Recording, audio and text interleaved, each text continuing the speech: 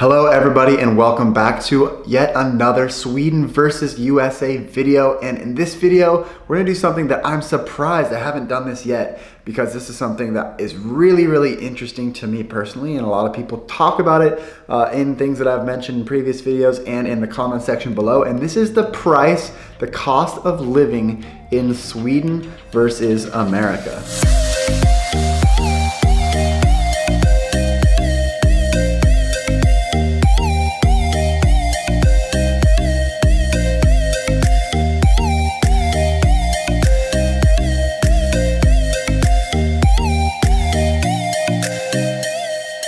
Now, when I was doing the research for this video, a few of the things really surprised me, and some of the things really made sense based on my own experiences. But when I think of Sweden, I always think of Sweden as being a more expensive country than the USA. So the thing that absolutely surprised me the most is that Sweden is only 0.34% more expensive than the US when you are looking at the cost of living, which is basically about the same. Sweden and America, the cost of living is almost the same. It's less than 1%. It's only 1/3% difference, which is absolutely mind-blowing to me. And I want to get into the details of why Sweden seems so much more expensive when in reality, the cost of living in Sweden and America is pretty much the same. But before we go any further, if you are interested in my content in Sweden versus America stuff, be sure to subscribe so that you do not miss any future videos like this one or these ones.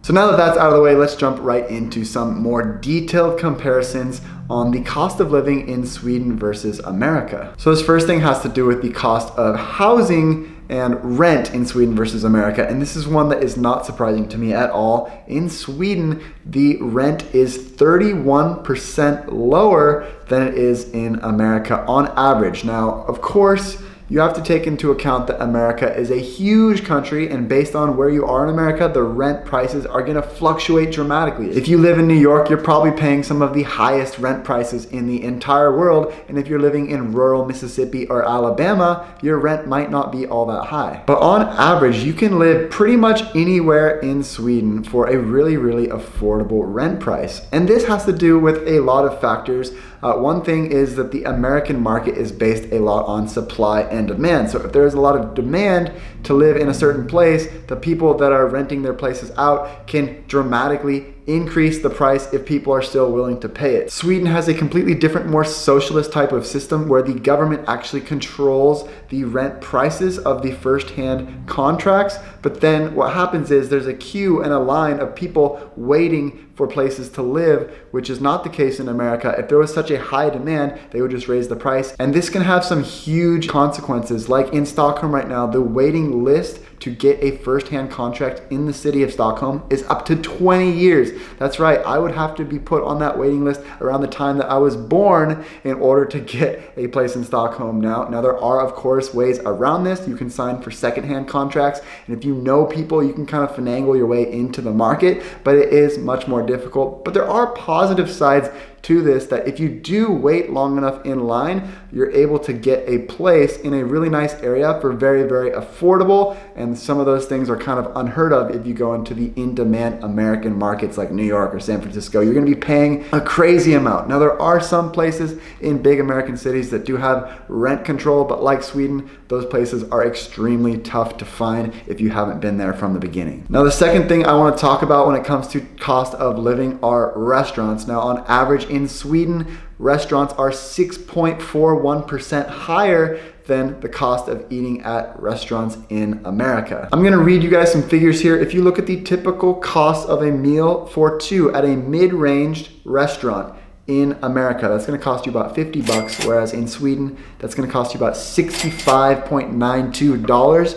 But you do have to account that in America, typically you have to tip your servers after, so that slight difference in America is probably gonna actually even out, whereas the cost of eating out after tip in America is gonna be about the same as in Sweden. So far, it's much cheaper to rent a place in Sweden than it is in America. And also the cost of eating out in a restaurant after tips is pretty much similar. So far Sweden is coming out as way cheaper and way ahead on the cost of living, but we have several more things to take into account. Now this next thing surprised me the most of all of the facts and figures that I looked at, and this was looking at groceries. In Sweden, on average, groceries are 9.53% lower than they are in America. And this seems absolutely mind-blowing to me because when I go to the grocery store in Sweden, I feel like I spend way more money at the grocery stores here in Sweden than I do in America. And in my case, I probably do because in my case, I buy a lot of meat products and certain products that are more expensive. For example, a kilogram of chicken in America only will cost you $8.57, whereas in Sweden, that same kilogram of skinless, boneless chicken breasts will cost you almost $10. When it comes to beef, the difference is even more drastic. A kilogram of beef in America costs about $11.46, whereas in Sweden, that is $15.40, almost a $4 difference. Now, I think this might have to do with the trend of why there are more vegans and vegetarians in Sweden, just by the simple fact of that meat products are much more expensive in this country than they are in the US. So pretty much now I've discussed all of the things that are cheaper in Sweden when you compare it to America. Now these last few are, I think, where America really makes up the difference, and this is the reason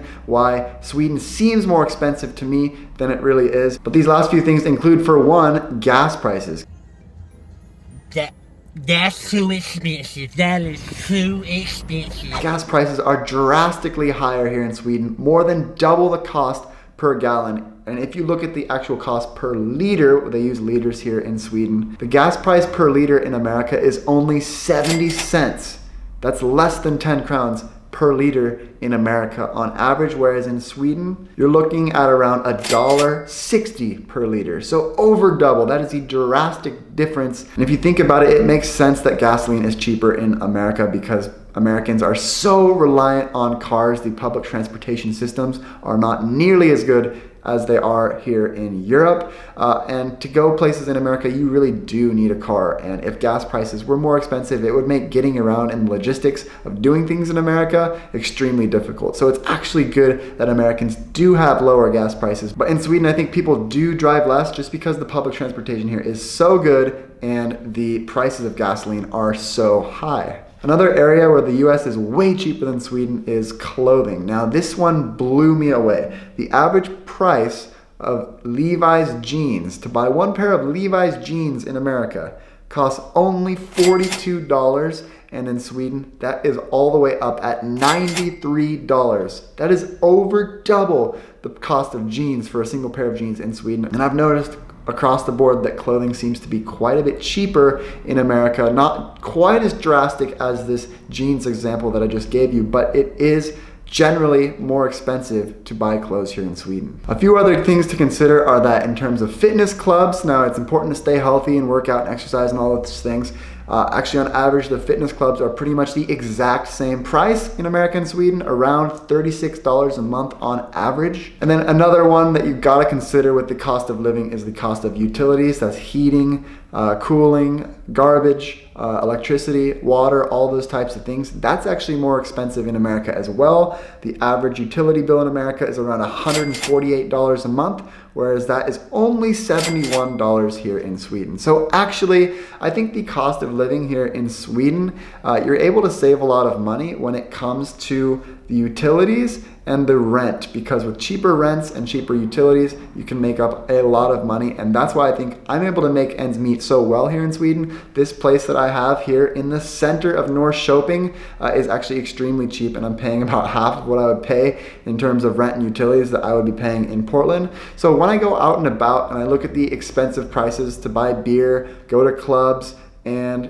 buy new clothes, yeah, that seems extremely expensive, but I gotta remember that I'm actually making up for that with the low cost of rent that they have here in Sweden. So actually, I'm coming out about the same. Another thing to consider is that Swedes do pay much higher taxes than they do in America. So having those low rent prices, I think, really does go a long way to offset some of that tax burden that Swedish people do face. But then you also get your Medicare expenses covered here in Sweden, which is nice. Americans have to pay for that out of pocket, so that's one thing to consider. And of course, the cost of college is very expensive in America, whereas that is pretty much taken care of by the government as well here in Sweden. So the tax dollars that you have do go to really, really good use in Sweden.